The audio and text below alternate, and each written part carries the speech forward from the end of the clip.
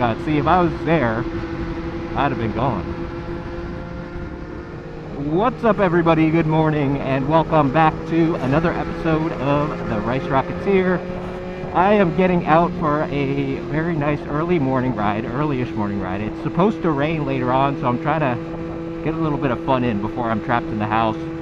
Today's video is going to be about tips for new riders, guys. I've had a couple people DM me on my Instagram about, hey, any suggestions, A, for a bike, and then B, for, you know, good riding practices.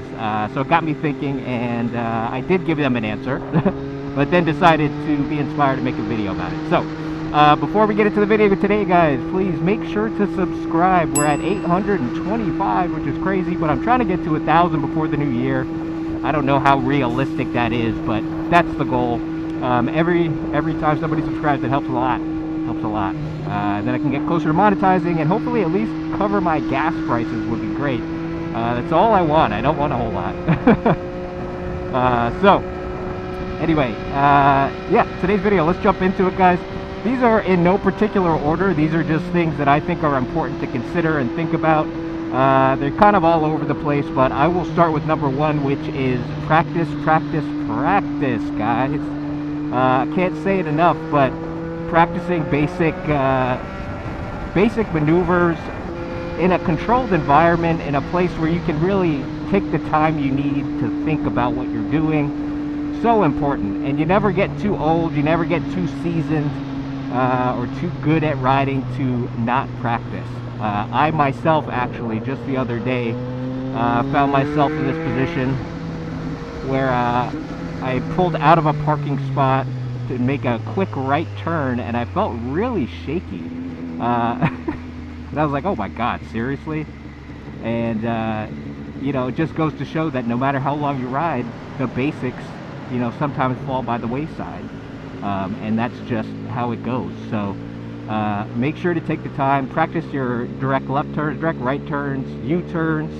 I'm a shorty, so, you know, when I got this bike particularly, this and the Indian, they're relatively high bikes, so I practiced backing it up into like a parking space, and also like using the front brake to push off of to get some backwards momentum, like all those little things that inevitably I would run into while like riding around New York City.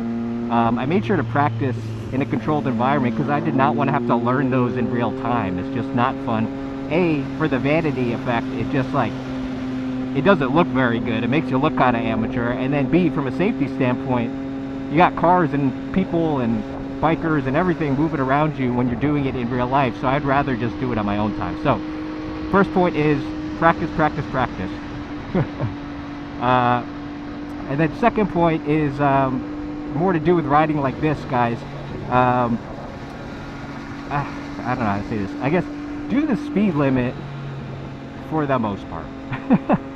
Like, you know, the speed limit is a speed limit for a reason, and you can, you know, people debate it all the time. Oh, they just like make it for the average person, but there is a science to it, guys. So like, you know, if you speed in a school zone, let's take that as an example, you need a certain amount of stopping distance.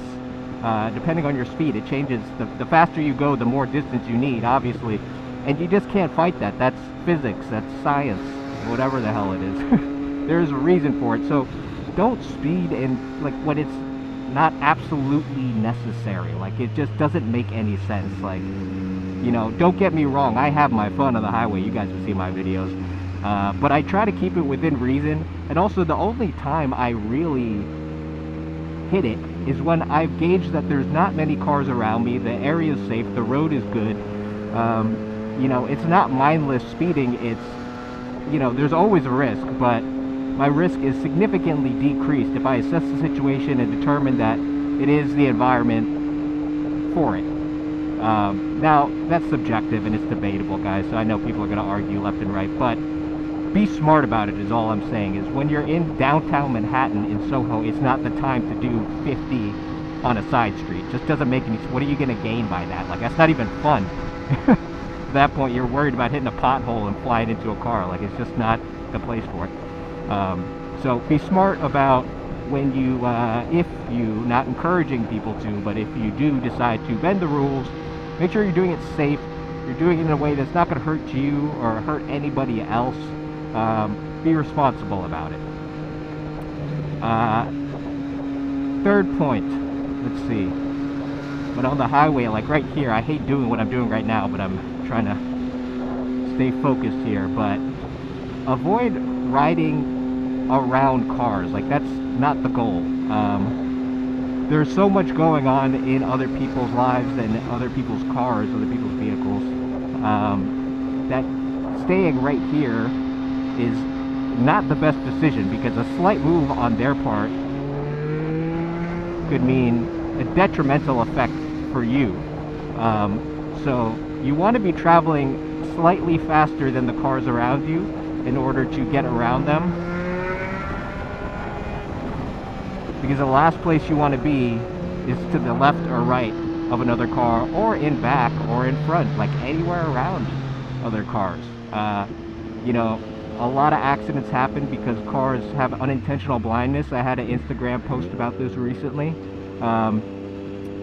You know, you just don't see the bike in front of you. It blends into the car, and then they drive right through you, and that happens quite often.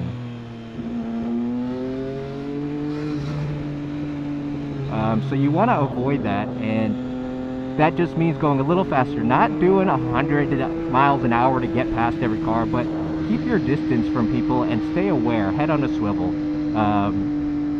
You know, I think the argument I get from most people who don't ride bikes, who either see my videos or don't, or who know me, and they just say, there's this general kind of like perception of motorcyclists, like, oh, they just like break the speed limit, and absolutely, there's tons of riders out there who just do it, but there's other riders who do it for safety purposes, and people just don't fully understand that, you know. As much as I wish we could all just share the road and be happy and be fully dedicated to driving when we're behind the wheel, it's oftentimes not the case. And the person who suffers the most is the people on two wheels. So, you know, keep your distance, be aware. I think drive like you're invisible doesn't even cover what can actually happen out here. You're not just invisible, to some people you're a target. And then what I'm doing right now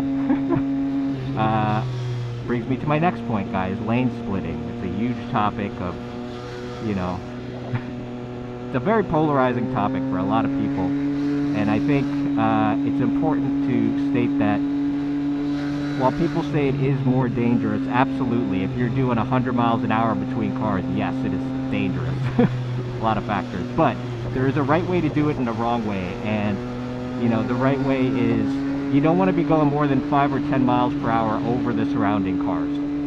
Studies have been done, and they show that lane splitting is a safe and effective mode of transportation, means of transportation, if so long as you're not going above 5 to 10 miles an hour over the surrounding cars.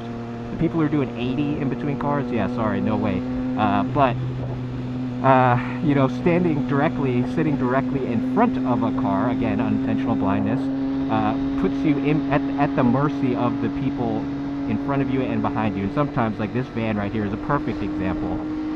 I can't see through it, so I can't even predict what's going to come after this van, so I have no means of defending myself. So if I even have to split to get around this car, I'm going to do it. And another truck right here, so you're constantly moving, you're constantly thinking. When you are splitting, you are not mindlessly driving between the cars, guys. You're gauging, you do your best to gauge each and every car, but it's almost impossible if you're going at speed. You want to look through the back windshield. I don't think you can see it in the videos, but you can see usually the general direction ahead is turning. And that will tell you a lot about the driver. Not always, but oftentimes, if somebody moves their head to the right and up, they're checking their rear view mirror, and you can kind of see that they've acknowledged your presence. Doesn't always mean that, but it's a good sign. Front wheels are another good thing to look at. You can always tell the direction of the car and which way it's going to head by looking at the front wheels.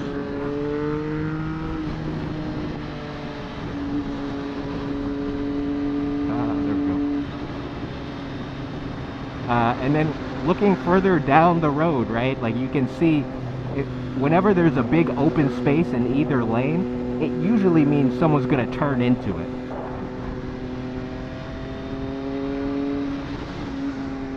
So once you start approaching that area, approach with caution, like slow way down. Oh, and then quick side note, since it's here, these trucks, don't ever ride alongside them. Wait for it to get clear on the other end, and then accelerate past them. One little turn for that truck, the whole thing will close in on you, and yeah, it could be a very bad day. So I always make sure not to pass them until I can fully accelerate.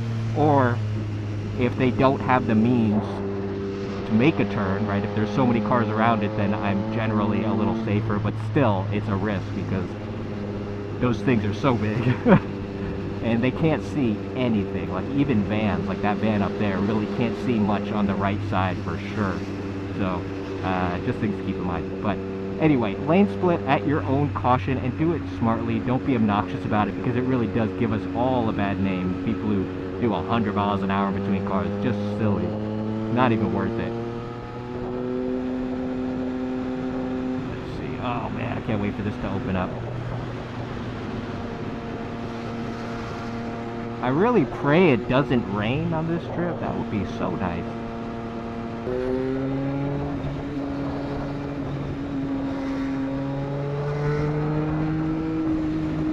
There we go.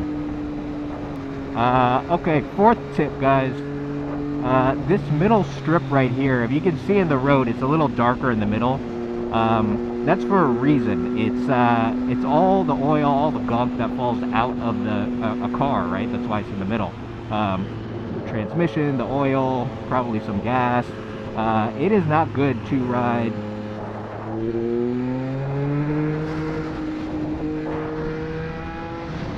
It is not good to ride on that, especially when it rains. They say like give it a half hour before you start riding, because the rain kind of like spreads that stuff all around.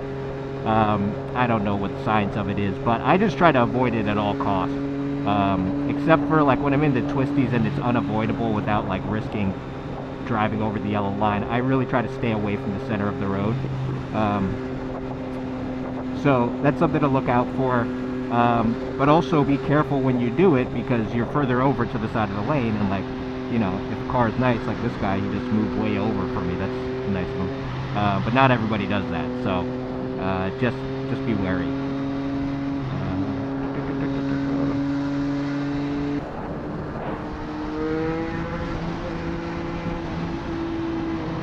Come on, go, go, go. Get out, get out, get out.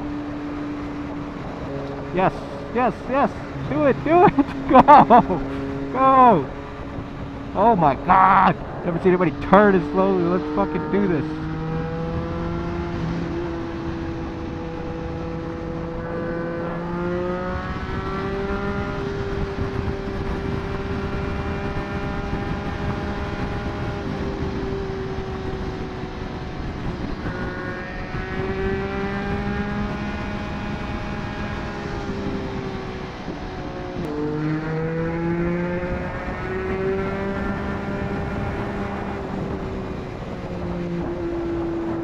Get out of there, Jesus.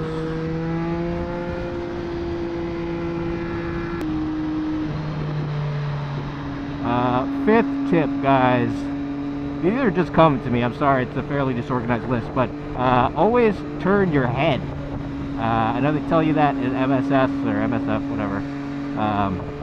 But the mirrors are like not. I see a lot of motorcyclists not really looking over their shoulder fully.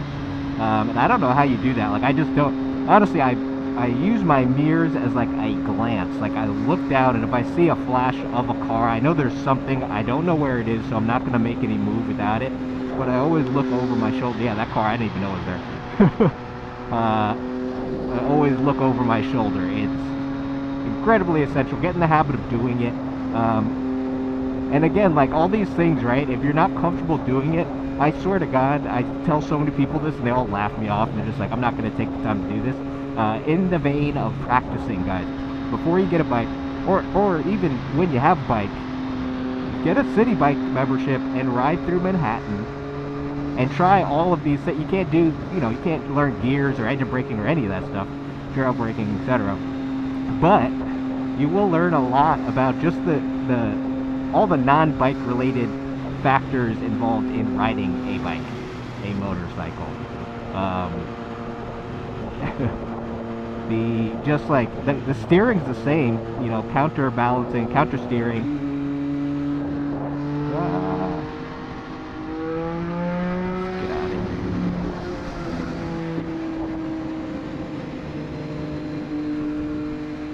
Counter steering, looking over your head, you know, having to do something, aka pedal, which is, I guess, the equivalent of like working the gears in terms of dexterity, multitasking, while watching all the elements around you.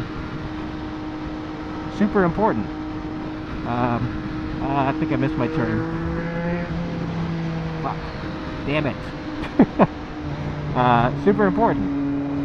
And will do you a world of good when you're operating a 400 plus pound machine. Some of you guys are going to get Harleys, so.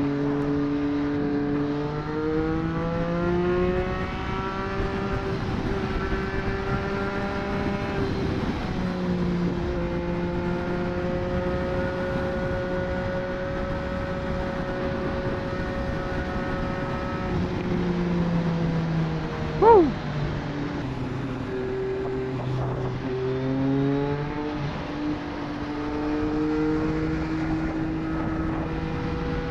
Oh man, I don't know if you guys saw that.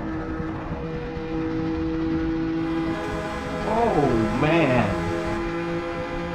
that is why you do not want to stick next to cars. Oh my god, see, if I was there, I'd have been gone.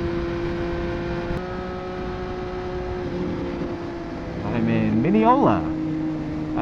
So yeah, that's it for the video, guys. Just a list of kind of seemingly random, but not really random, tips for people who are new to motorcycling or considering getting a bike and starting to ride. Just things that I found really important and interesting along the way, along my first 3 years. So I hope some of these helped you guys. I'm sure I'll think of more, and I'll do, I guess, a part 2 of this video. I do have a video coming up soon, how to correctly and safely street park your motorcycle in New York City. So keep an eye out for that. That is to come. Thanks for tuning in for this one, guys, and please make sure to subscribe down below and give the video a like if and only if you liked it. Thanks for tuning in, and I will catch you on the next one. Peace.